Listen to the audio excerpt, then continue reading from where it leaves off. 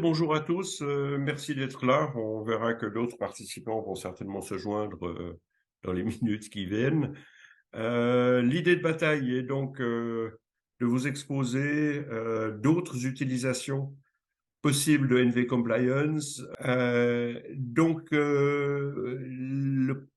point central, c'est l'idée du couteau suisse. C'est pas tout à fait par hasard. C'est de dire NV Compliance, on utilise une lame principale qui est la conformité réglementaire et la question à quoi peut servir d'autres NV Compliance de telle manière à avoir en une seule application ce qui peut être réparti ailleurs. Donc le menu que je vous propose est le suivant, 3 slides sur Novalia, revenir en 3 slides aussi sur l'approche classique de veille de conformité réglementaire, regarder à quoi vous êtes dans votre travail de tous les jours confronté et regarder ce qu'on peut ajouter donc à cette application, qui sont principalement les exigences groupe ou clients, qui sont les normes ISO, qui sont les non-conformités des audits internes externes ou des instructions du groupe. Et puis, il y a toute une série de questions qui nous ont été posées en ligne. Avant, j'y répondrai. On laissera évidemment à la fin la possibilité à chacun d'entre vous de poser les questions qu'il veut sur la présentation. Ceci étant dit, donc Novalia, très rapidement, 3 métiers, veille et conformité, ça tombe bien, conseil, formation HSE, application web, et surtout les développements qu'on a fait sur l'application existante. 5 domaines d'intervention, 3 qui sont principaux, qui sont énergie, environnement, SST, risque industriel, un peu de sûreté, un peu de stratégie, et ce qu'on essaye de faire auprès de chacun de vous, c'est d'adapter les applications et les bases de données qu'on a à disposition à vos problèmes spécifiques. Ceci étant dit, c'est la dernière slide sur Novalia, maison suisse, j'insiste, 60% du marché en France avec les antennes, Tunisie, Maroc, Sénégal, en gros 180 clients, donc 80 grands groupes. Il y a au dernier comptage 2200 sites industriels ou logistiques sur NV Compliance. Et on fait beaucoup de missions de conformité réglementaire en parallèle à l'application et aux bases de données. Ces bases de données comprenant 9500 textes. Voilà, et en gros, la répartition, c'est 3/4 Europe, 1/4 Maghreb, Afrique. Il y a des gens, évidemment, qui sont derrière, donc que vous connaissez peut-être ou pas encore. Donc, il y a un comité exécutif groupe et puis 2 personnes principales, l'une s'occupant des marchés Europe et l'autre le Maghreb-Afrique. Séverine, qui a en plus la charge de l'ensemble de la veille et de la conformité, donc qui est multi-casquette. Eger, qui est basé à Tunis, qui est une QHSE d'origine depuis bientôt 10 ans chez Novalia. Séverine, c'est bientôt 20 ans. Voilà. Et pour moi, je suis juriste et le chef de ces opérations-là. Alors, pour revenir dans le vif du sujet, l'approche classique, c'est de dire NV Compliance sert à faire de la veille et conformité réglementaire. Comme vous le savez, l'objectif de l'application, c'est de regrouper les textes réglementaires, d'en sortir des textes applicables à vos sites, d'avoir un support d'enregistrement d'évaluation de la conformité, de générer et contrôler des plans d'action et de vous fournir des indicateurs, sans oublier le fait que vous pouvez communiquer via l'outil avec l'ingénieur Novalia compétent. Voilà pour l'idée de bataille de ce NV Compliance. Alors, si on le met en perspective avec notre souci à tous, qui est finalement la conformité globale, c'est-à-dire les exigences que mon site ou mes sites doivent respecter, c'est une partie de la conformité, dans le sens où j'ai à côté la conformité normative à assurer, des exigences groupes, des non-conformités d'audit, des instructions du groupe, etc. Donc, il est exact que, en gros, à l'exception d'une petite dizaine de clients, NV Compliance n'est utilisé que pour la réglementation, mais c'était l'occasion ou jamais de vous montrer comment les autres se situent par rapport à l'outil et à la conformité globale. 2 rappels rapides. Donc, NV Compliance, c'est une solution qui se base sur des bases de données. Les bases de données sont exploitées par une application web et le tout, c'est de pouvoir vous donner l'expertise en termes de conseils nécessaires. Donc, Compliance est une solution intégrée. Le travail usuel qu'on fait en veille et conformité réglementaire, schéma que la plupart d'entre vous connaissent, c'est qu'on commence toujours par un audit initial, qui est une cartographie du site, avec un livrable qui est la réglementation applicable à l'instant T. On vous fournit l'ensemble des textes réglementaires en faisant un tri entre les exigences qui sont applicables, c'est celles qui nous intéressent, et les autres, c'est-à-dire les informations et les pour-informations et non applicables, respectivement, les abroger. Les exigences à évaluer, on vous met à disposition le module d'évaluation de conformité qui vous permet de déterminer les non-conformités, qui permet de générer des plans d'action. Et selon le bon principe de la roue continue, il y a tout le temps des nouvelles activités sur le site ou des nouveautés réglementaires. Donc, notre travail, c'est de vous alimenter les nouveautés réglementaires et on recommence au stade 2.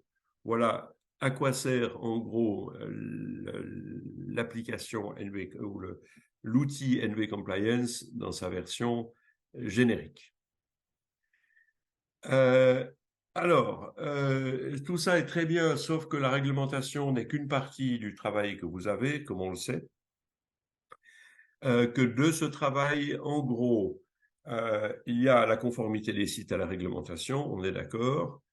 On a beaucoup de travail qui est fait sur les mises en conformité aux normes ISO. Alors, dans les différents stades, c'est-à-dire que soit vous êtes déjà certifié, ça, le travail est beaucoup plus léger, ou alors c'est le travail de certification qui, lui, est long et pénible. Quatrième mission, c'est les non-conformités des audits internes et externes. Il faut mettre tout ça en place, y compris les instructions de votre groupe ou de votre direction, etc. Donc, la problématique du responsable HSE tel qu'on la voit maintenant, c'est notamment, vous devez gérer simultanément plein d'actions, mais il faut le faire sans erreur, sans retard et sans rien oublier. Il faut suivre les évolutions des actions en temps réel et il faut faire des rapports. Donc, ça fait beaucoup de travail. Et l'idée de bataille, c'est donc de digitaliser sur l'outil NV Compliance le plus possible au-delà de la conformité réglementaire. Je reviens sur l'idée de bataille, c'est-à-dire qu'on a une conformité réglementaire, on doit s'occuper d'autres choses, et donc le principe de base, comme on le verra dans quelques exemples clients, c'est de faire des bases différenciées. Ça permet tout de même d'avoir un module de plan d'action commun, d'avoir une gestion centralisée des non-conformités, d'avoir des indicateurs, donc de gagner du temps. Donc toute l'idée dans cette histoire-là, c'est de ne pas faire quelque chose d'autre ou de plus que vous faites, c'est de faire ce que vous faites, mais différemment et de manière, si possible, digitalisée. Alors, la structure des bases de données de 90% des clients, c'est la bleue. C'est-à-dire qu'on a une base de données réglementaire avec les réglementations européennes, internationales, nationales, etc. Un certain nombre de clients ont rajouté ce qu'on va voir maintenant, c'est-à-dire des exigences groupes ou les exigences clients. Et un certain nombre d'autres clients où les mêmes ont ajouté des normes et on va voir comment et quand est-ce que tout ça est faisable. Alors, le premier sujet, c'est comment est-ce qu'à un moment, j'ajoute des exigences groupes ou des exigences clients. Alors, on va prendre un exemple connu, mais je ne cite pas le nom, mais il se reconnaîtra, je crois qu'il est là. Site suisse qui s'appelle La Plaine, qui a, comme vous tous ou comme les clients usuels, une base environnement, une base hygiène et sécurité. Comme on est en Suisse, il y a une différenciation entre du droit fédéral, du droit cantonal et des autres exigences. Et qu'est-ce qu'on va faire? C'est rajouter des exigences internes sur l'arborescence du site. Et ces exigences internes qu'on voit passer sur la droite, et on voit d'ailleurs le nom du client apparaître, c'est une série d'instructions ou d'exigences groupes qui en réalité sont des paquets d'exigences internes que le client met dans sa base personnalisée. Alors ça se passe d'une manière tout à fait classique et normale par la suite. On a une base personnalisée avec simplement des textes qui sont les exigences internes.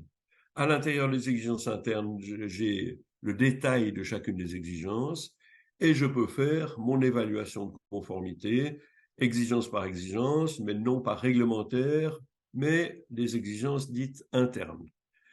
Donc ça a eu beaucoup de succès ces derniers mois, dont on a pensé qu'il était utile d'en parler à la communauté. C'est l'inclusion de ces exigences internes.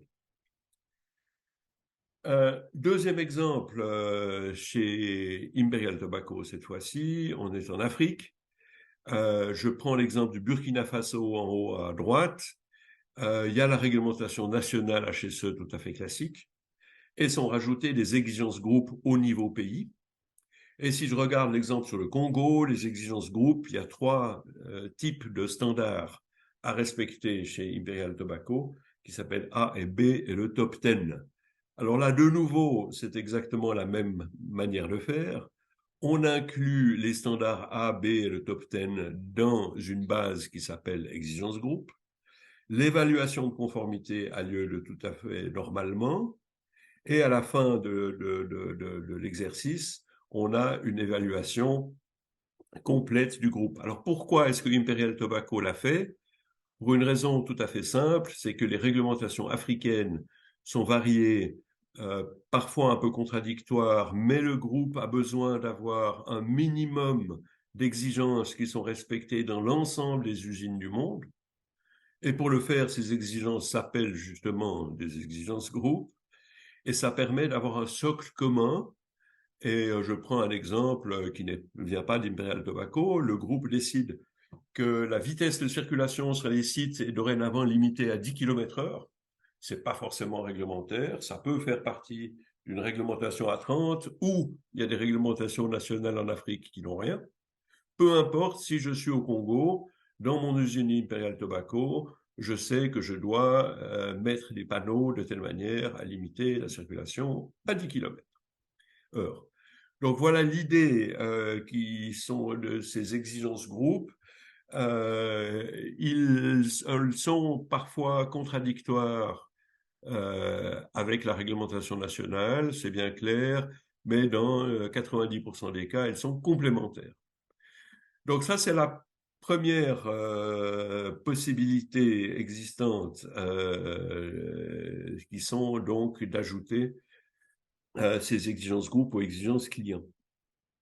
Ensuite arrive un deuxième chapitre qui sont les normes ISO.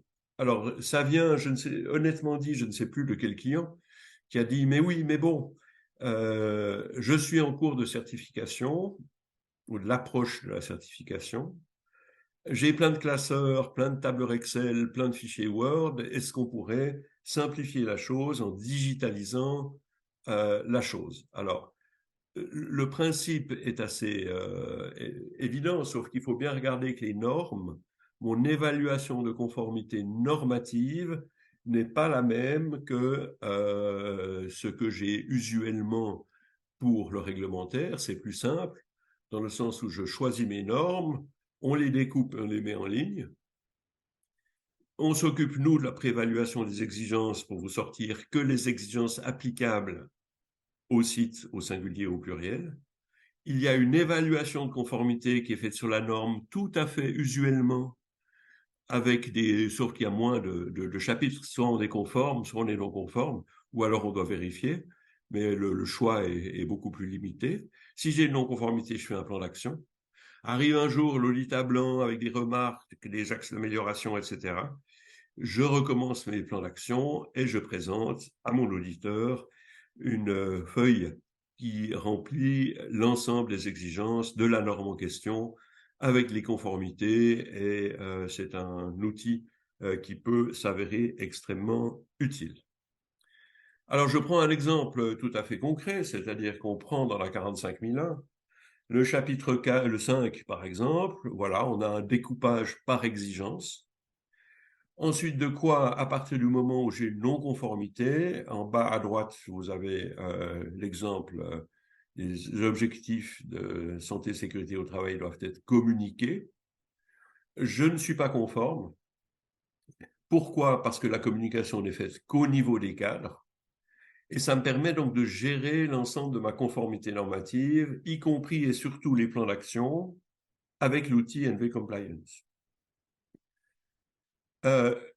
Par la suite de quoi, il y a un travail tout à fait normal au niveau des plans d'action, c'est-à-dire que je vais ouvrir des plans d'action, déterminer un chargé de plan d'action, une date de début, une date de fin, j'aurai droit à un résumé de l'ensemble de mes plans d'action normatifs, avec qui je l'ai donné, les taux d'avancement, les priorités, etc.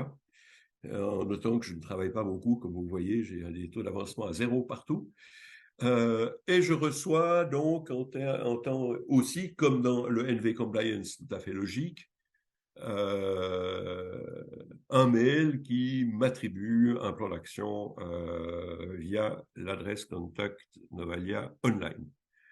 Voilà, alors, ça a été introduit d'abord en Afrique, ensuite au Maghreb, je m'empresse de préciser, qui se sont jetés en gros un peu sur ce système parce qu'il y a des questions d'accompagnement.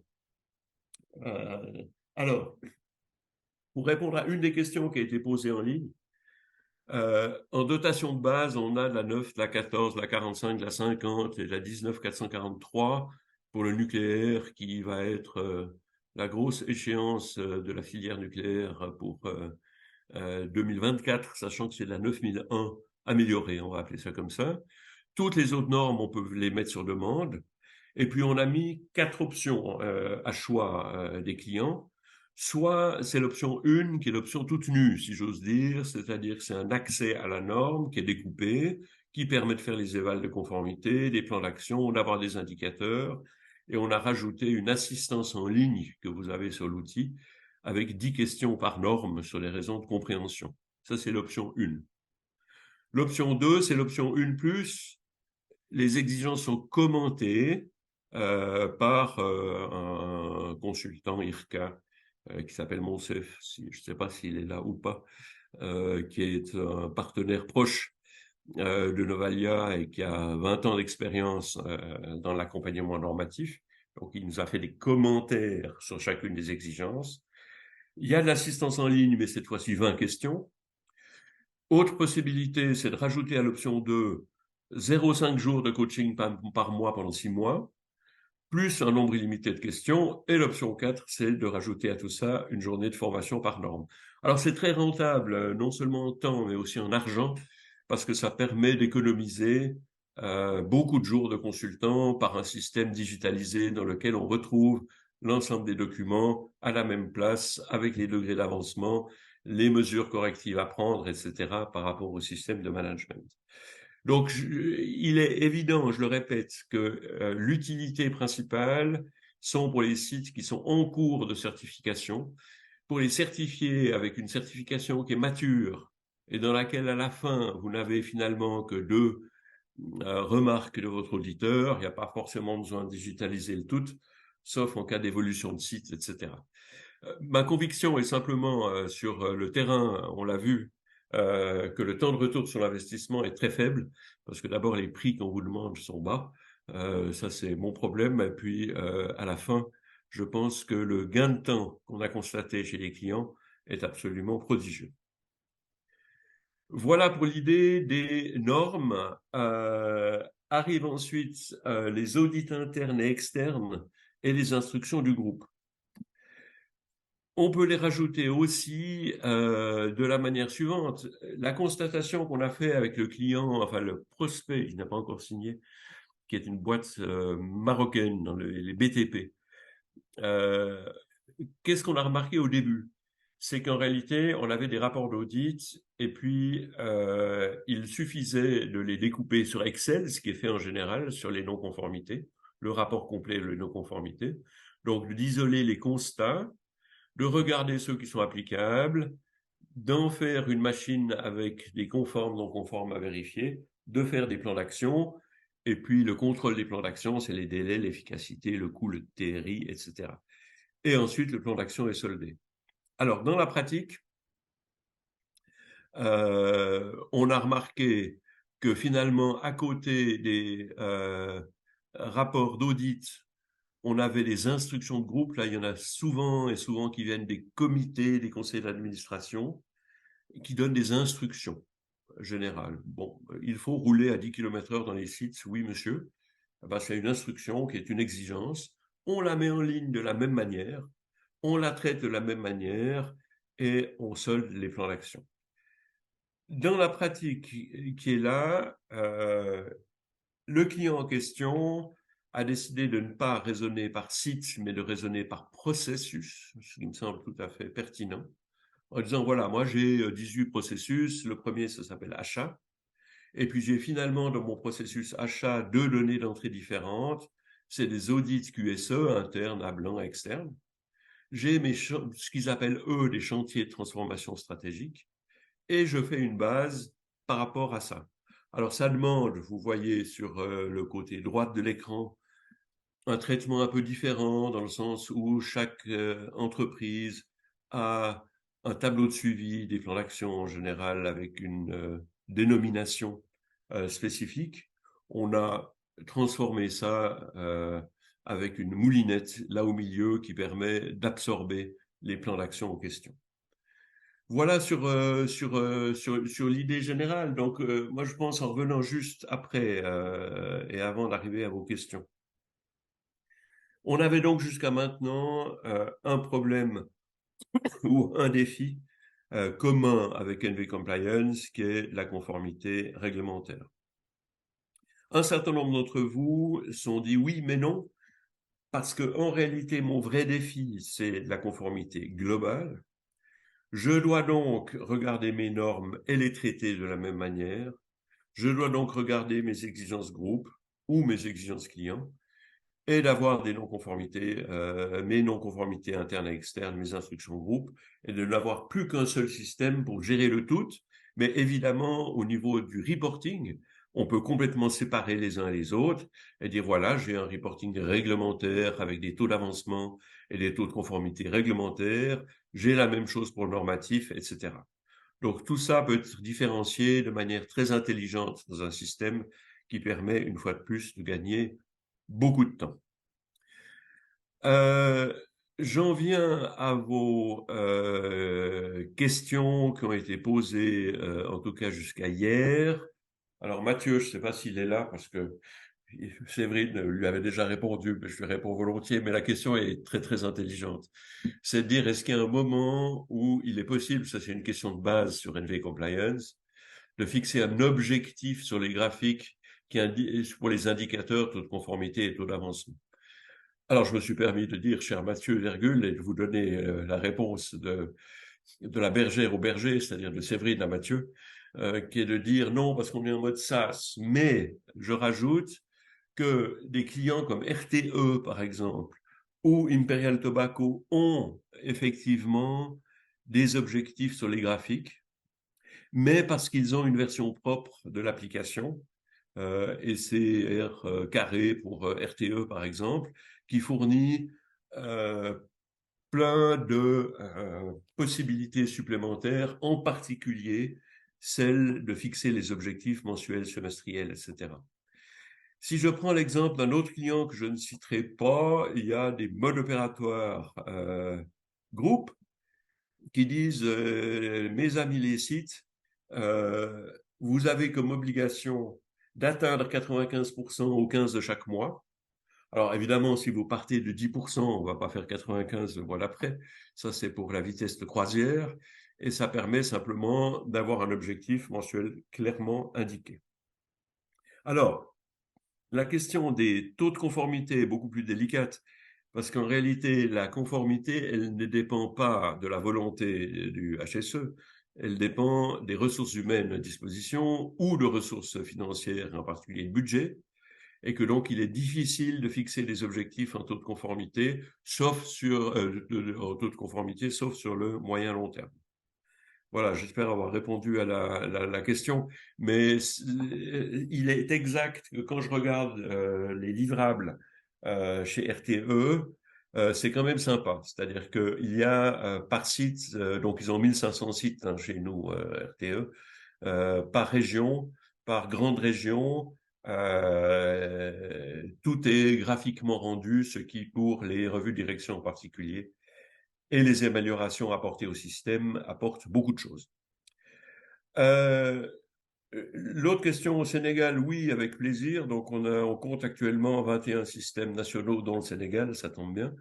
Et on peut ajouter certains sur demande. Et c'est vrai à la fois pour les systèmes nationaux de réglementation HSE, mais on a des questions maintenant en Afrique sur la réglementation bancaire, sur la réglementation douanière au Maroc, sur la réglementation RH en Tunisie. Tout peut être rajouté à un moment quelconque. Le tout, pour nous, la limite, c'est d'avoir les spécialistes en question des réglementations autres. Quand c'est de la HSE, peu importe où c'est dans le monde, on la comprend très bien.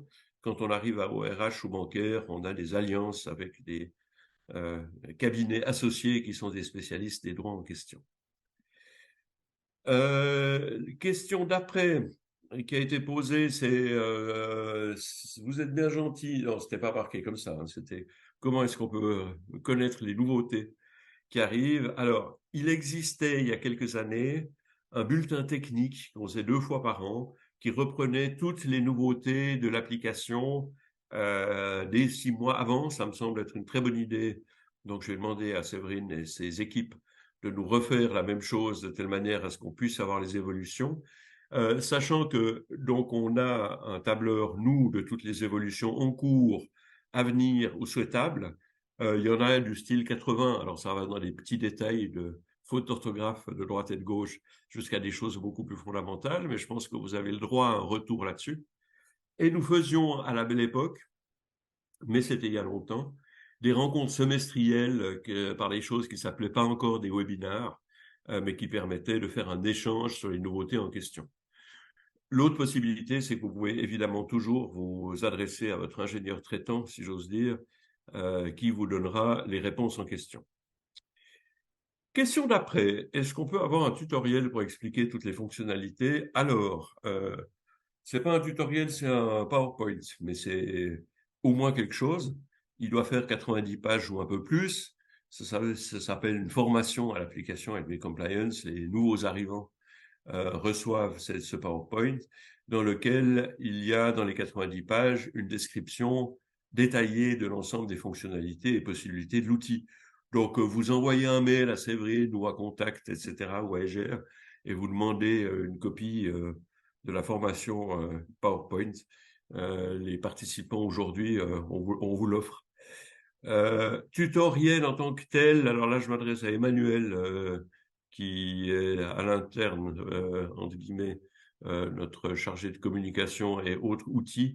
On a prévu un certain nombre de choses, en particulier par YouTube et autres, qui sont un peu plus vivants que les PowerPoint.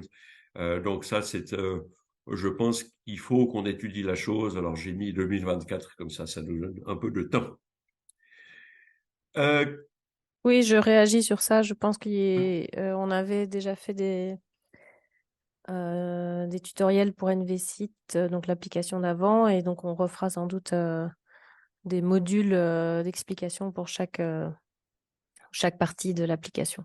Voilà. Et sans trahir le secret qui dit que la douce voix flûtée qui est derrière le tutoriel, c'est le mari d'Emmanuel, il faut pas le dire, mais que c'est un professionnel, c'est pour ça qu'on l'avait pris. Voilà, fin de ma petite parenthèse. Alors, la question récurrente, donc merci à la personne qui l'a posée, c'est que est-ce qu'on peut, lors des levées de non-conformité qu'on fait au niveau du site, donc de la plus petite unité d'évaluation, est-ce qu'on peut la faire globalement pour des groupes de sites ou l'ensemble du groupe? Réponse de Séverine, non.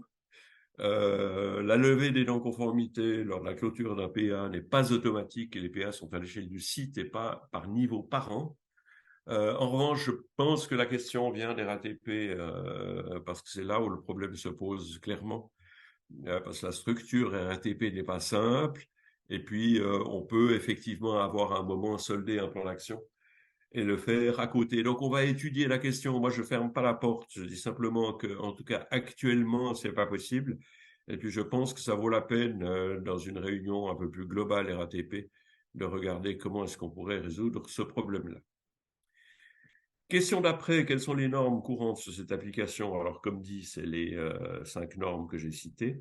En revanche, on peut mettre n'importe quelle autre norme sur demande pour le prix du découpage, ce qui n'est pas cher.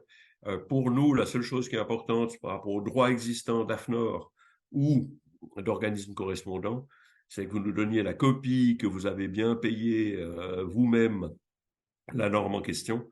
Et comme ça, on a conscience tranquille par rapport à AFNOR ou les correspondants et les boîtes correspondantes en Afrique ou au Maghreb. Voilà par rapport à cette question-là. Question globale, tout secteur d'activité, point d'interrogation, et en particulier aérospatial, c'était les 2 questions suivantes. Oui, alors ça s'applique à toutes les branches, sachant que pour dire l'état de la situation 2023, dans la répartition des clients, le plus grand secteur est d'une courte tête chimie, pharmacie, cosmétique, pour des raisons évidentes, parce que c'est eux qui ont la réglementation souvent la plus compliquée et la plus touffue. Suivi des transports, mais ça c'est merci RATP, SNCF et Aéroport de Lyon. Donc on a une partie transport assez large. Énergie utilité, Engie et les gaziers, RTE, etc. C'est le 3e secteur, l'aéronautique, le 4e. Ensuite, vous avez tous les autres. Et il n'y a donc pas de limite sectorielle parce que nous, on est spécialiste en réglementation, vous êtes spécialiste de ce que vous faites. Et donc, on vous écoute et entre guillemets, vous nous écoutez pour ce qui est de l'application réglementaire, mais on n'a pas besoin de connaître le détail des processus de transformation caoutchouc pour faire de la veille réglementaire sur le caoutchouc. Voilà pour cette question-là. Alors, il y a un certain nombre de consultants qui ont posé la question en disant, mais comment est-ce qu'on arrive à s'arranger? Parce que nous, on a besoin comme consultants ou comme auditeurs indépendants de connaître la réglementation. Alors, on travaille avec pas mal de consultants, avec des statuts partenaires, plus partenaires tout court, etc., qui est basé sur une collaboration ou avec, mais qui est une vraie collaboration. C'est-à-dire que nous, on ne donne pas juste des informations réglementaires, on fait équipe par rapport à des apports d'affaires et des mises en contact. Voilà les questions que vous aviez posées. Est-ce que pour le secteur du pest control, gestion des nuisibles, est-ce que votre application prend en compte aussi ce type de réglementation? Absolument. D'accord. Il y a aucun souci. Pour nous, donc on a une équipe en gros d'une petite dizaine d'ingénieurs et de juristes qui font de la veille multisecteur. Et une fois de plus, la gestion des nuisibles, je crois que c'est vous qui nous avez envoyé un mail la semaine dernière, je suppose. Avec plaisir, oui, parce que c'est une partie importante. On a eu beaucoup de contacts avec dans la lutte anti-moustique dans le sud de la France et en Espagne, qui a finalement rien donné, mais la réglementation est intéressante et je pense que c'est un parent pauvre actuellement. Très bien, je vous remercie. Pour aller plus loin, donc, question technique. Si vous êtes en Europe, vous adressez à Séverine. Si vous êtes en Maghreb-Afrique, à Eger. Si vous avez des questions de nature commerciale, il y a une adresse globale qui s'appelle Vente et le groupe Novalia, où il y a toute l'équipe commerciale qui est derrière. Et tout ce qui sont les autres questions, c'est contacts qui arrivent en gros chez moi et d'autres personnes. Donc n'hésitez pas à entretenir le dialogue, ça nous va très bien. Je vous remercie infiniment, les uns et les autres, pour votre attention et à très bientôt pour de nouvelles aventures.